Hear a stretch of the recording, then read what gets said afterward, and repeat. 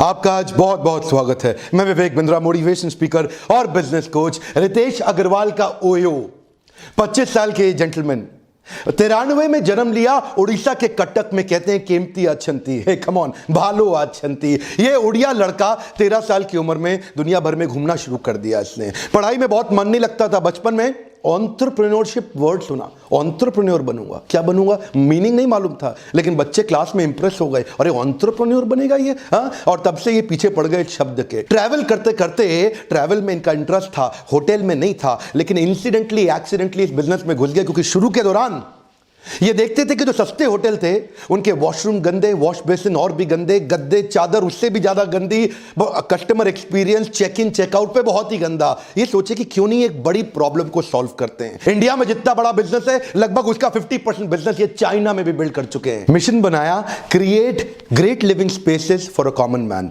Great living space और common man दोनों अलग अलग चीजें हैं, दोनों एक साथ नहीं आ सकती। वो साथ में लाना थोड़ा मुश्किल था। 2012 में ओराइवल स्टेज प्राइवेट लिमिटेड नाम की एक कंपनी की स्थापना करी। छोटे बच्चे थे, टीनेजर थे। गुड़गांव के हुड्डा सिटी सेंटर चले गए। वहां जाके एक होटल वाले को बोले, देखो भैया आपका होटल चल तो रहा नहीं है, इसमें लोग आ तो रहे नहीं है, कमरे खाली पड़े रहते हैं। ऐसा करते हैं, मैं आपको कमरे किराए पे चढ़वाता हूं, उसमें कुछ कमीशन मुझे दे देना। तो मालिक ने बोला, जा बेटा जा, बहुत साल हो गए मुझे काम धंधा करते। लोगों को विश्वास नहीं था, छोटा बच्चा था ना ये, लेकिन इसने उन्हें बोला कि देखो अगर लॉस हुआ तो मेरा, प्रॉफिट हुआ तो आधा आधा।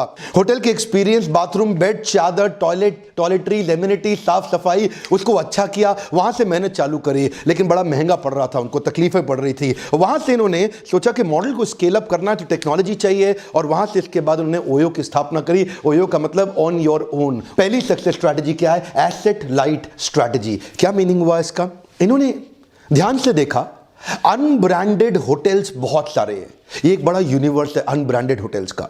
उन सारे अनब्रांडेड होटल्स को एक ब्रांडेड इकोसिस्टम में अगर ला दें तो मजा आ जाएगा। ये सोचते थे किसी मॉल के पास हो होटल, कि रेलवे स्टेशन के पास हो, एयरपोर्ट के पास हो, किसी कॉर्पोरेट हब जहां पे बहुत एम्प्लॉयबिलिटी है उसके पास हो, ताकि होटल तुरंत पिकअप कर जाए। और उसके बाद इन्होंने धीरे धीरे ये समझना शुरू किया कि दुनिया की जितनी बड़ी होटल चेन्स हैं, ये सबका फोकस है उन होटल्स पे जहां 100 से ज्यादा कमरे हों, और 90% से ज्यादा होटल ऐसे हैं जिनके पास 100 से कम कमरे हैं।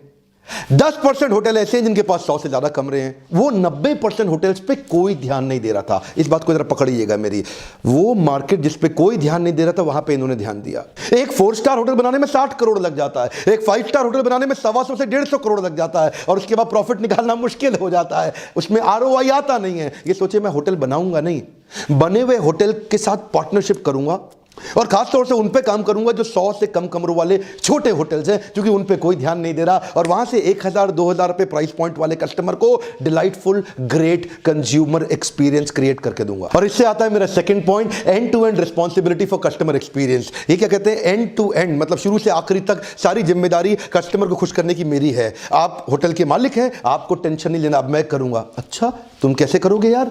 ऐसा होटल का मालिक इनको बोला। तो क्या बोले, जब कस्टमर को होटल ढूंढना होता है वो मैं कराऊंगा कि आसानी से उसको होटल मिल जाए, बुकिंग कैसे आसानी से हो जाए, check in easy, checkout easy, और अंदर सारे वर्ल्ड क्लास एक्सपीरियंस। इससे इन्होंने बिल्ड किया अपनी तीसरी स्ट्रैटेजी, जिसको क्या बोलते हैं? Predictability will bring repeatability. अब प्रिडिक्टेबिलिटी का मतलब क्या हुआ? ध्यान से देखते थे, क्या चीज चल रही है उसको रिपीट कर दो, जो चीज बढ़िया चल रही है उसको रिपीट कर दो। तो इन्होंने क्या किया? अफोर्डेबल बना दिया, प्रिडिक्टेबल बना दिया, और हर जगह अवेलेबल बना दिया। अब चाहिए था इनको स्पीड और स्केल, तो उसके लिए इन्होंने बिल्ड करी टेक्नोलॉजी। चौथा point, technology for speed and scale. ये जानते थे अगर मुझे तेज चलना है और बड़ा करना है तो टेक्नोलॉजी बड़ी इंपॉर्टेंट है। 8 साल की उम्र से इन्होंने कोडिंग शुरू कर दी थी।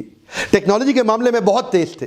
ये जानते थे, इन्होंने मोबाइल ऐप भी ऐसा बनाया कि 3 क्लिक 5 सेकंड कमरा बुक। इनकी अपनी टीम है, हर जगह एक मैनेजर होता है इनका, हर देश में जहां जहां इनका ओयो चल रहा है वो एक अपना क्रिप्टॉन मोबाइल ऐप यूज करता है, जो इनका इंटरनल ऐप है। उस ऐप की मदद से ये वहां के हर होटल की प्रॉपर्टी का रेट ऑफ रिटर्न कैसा आएगा, उसका यील्ड कैसा आएगा, कितना कमाऊंगा, कितनी इन्वेंट्री उसमें चढ़ रही है, कितनी उसमें बुकिंग, उससे क्या होगा, ये उसके प्राइस पॉइंट को डिसाइड कर पाते हैं कि ये कमरा मुझे कितने रुपए में चढ़ाना है। थोड़ा मैं इसको साधारण भाषा में समझाता हूं। मान लो अगर इनके 10,000 होटल है तो हर होटल पे एक मैनेजर प्राइस पॉइंट के लिए लगाना पड़ेगा, तो मतलब 10,000 मैनेजर चाहिए। लेकिन अब क्या किया, इस क्रिप्टॉन ऐप की मदद से वो 10,000 लोगों का काम 50 लोग कर लेते हैं। इनका विराट रूप समझने के लिए 5वीं स्ट्रैटेजी समझिए, focus team for acquisition and expansion. ये एक अलग डेडिकेटेड फंक्शन, एक टीम बनाई है जिससे हम नए होटल्स, नए पार्टनर्स को एक्वायर करें और बिजनेस को एक्सपैंड करें। इस टीम का केवल यही काम है कि नई प्रॉपर्टीज के साथ पार्टनरशिप को कैसे बिल्ड किया जाए। अभी तो 2.25 लाख कमरे हैं, लेकिन अब इनका टारगेट है कि हर महीने 50,000 कमरे अपनी इन्वेंट्री में बढ़ाते चले जाएं। और ये कहते हैं 2023 तक इस रेट से हमारे पास 25 लाख कमरे हो जाएंगे, जो दुनिया की सबसे बड़ी होटल चेन से 2 गुना ज्यादा बड़ा होगा। आप सोच रहे होंगे ओयो तेल एक्सपैंड कैसे किया, ये छोटा सा बच्चा 24-25 साल का, ये किया कैसे इसने? क्योंकि ये टेक्नोलॉजी का कमाल है। एक्सपेंशन की जो अलग टीम बनाई है उसमें उन्होंने क्या किया कि दूसरा आदमी जब होटल के साथ पार्टनरशिप करता है 8 महीने लगाता है, ये 8 दिन में कर लेते हैं। कैसे करते हैं? मोबाइल ऐप से ही सब चीजें भेजते हैं, उनको ऐप डाउनलोड करा देते हैं, उनके साथ मोबाइल पे ही कॉन्ट्रैक्ट साइन करा के वापस मंगा लेते हैं। उसके बाद 15 दिन में प्रॉपर्टी को एकदम अपग्रेड कर देंगे, जो मैं पहले बता चुका हूं आपको, प्रॉपर्टी को सुंदर बना देंगे और चालू इस तरह से नई प्रॉपर्टी रोज एक के बाद एक के बाद एक। अब इतना तेज एक्सपैंड कर रहे हैं ना, जब एक्सपेंशन तेज है तो गलतियां भी तेज हो सकती हैं। उसके लिए उन्होंने बनाई 6ठी strategy, feedback to feed forward. इसका मतलब क्या हुआ? They say that we have a feedback driven strategy factory. जो भी कुछ करेंगे, जो भी कुछ नया लेकर के आएंगे, वो कस्टमर से लेकर के आएंगे। अब ये सारी टेक्नोलॉजी को चलाने के लिए ह्यूमन एलिमेंट मिस नहीं होना चाहिए, क्योंकि ह्यूमन ही तो टेक्नोलॉजी चलाएगा। तो उसके लिए इन्होंने बनाई 7वीं strategy, lowest attrition with continuous training. ये अपनी टीम को इतना ट्रेन करते हैं, इतना ट्रेन करते हैं, इतना इंस्पायर एंगेज करते हैं कि 25 स्किलिंग इंस्टीट्यूट बना दिए ओयो ने, 25 ट्रेनिंग सेंटर्स बना दिए अपने लोगों के लिए ओयो ने। कंटिन्यूस इतनी ट्रेनिंग देते हैं कि इनके जो 11 सीएक्सओ मतलब जो टॉप मैनेजमेंट के लोग हैं, वो जब से ज्वाइन किए उन 11 में से एक भी आदमी इनको छोड़ के नहीं गया कभी भी। आदमी हायर करने से पहले 5 चीजें देखते हैं, उसका स्किल कैसा है यानी कि कार्य कुशलता, उसका विल कैसा है यानी कि कार्य करने की इच्छा, उसमें हार्डवर्क करेगा कि नहीं करेगा, ये तीसरी बात, और चौथी चीज चेक करते हैं कि क्या वो मैनेज कर सकता है चीजों को, ऑपरेशंस, डेटा, नंबर, और 5वीं चीज क्या वो लीडर यानी कि मैनेजर भी और लीडर भी। लीडर मतलब इंस्पायर भी कर सकता है, तो मैनेज भी करे, इंस्पायर भी करे। इस तरह से बढ़िया टीम डेवलप करी। ठीक है, जो 7वीं स्ट्रैटेजी मैंने आपको बताई ना, ग्रोथ की, lowest attrition with continuous training, इसने इनको बड़ा फायदा दिया कि आज एयरबीएनबी मिल से टक्कर नहीं ले पा रहा। ट्रेनिंग का बहुत फायदा है सर, बहुत फायदा है। अपने ऊपर इन्वेस्ट करना चाहिए। यही आपका छोटा सा दिमाग जो आपको सब कुछ कमा के देगा, आप इस पे समय नहीं लगा रहे, इस पे पैसा नहीं लगा रहे। और मैं यही कल्चर इस देश में बिल्ड करना चाहता हूं। अमेरिका के अंदर हर एम्प्लॉय, हर बिजनेसमैन साल में 100 घंटे की ट्रेनिंग देता है, और हमारे देश में साल में कोई 2 घंटे की ट्रेनिंग भी नहीं लेना चाहता। आपसे रिक्वेस्ट कर रहा हूं, अपने ऊपर कर रहे हो इन्वेस्ट, किसी पे नहीं कर रहे। ये जो लोग जीप पे इन्वेस्ट करते हैं, अपने पेट के ऊपर इन्वेस्ट करते हैं, अपनी जनेंद्रियों पे इन्वेस्ट करते हैं, अपने बाहरी शरीर पे इन्वेस्ट करते हैं, इस पे नहीं करते।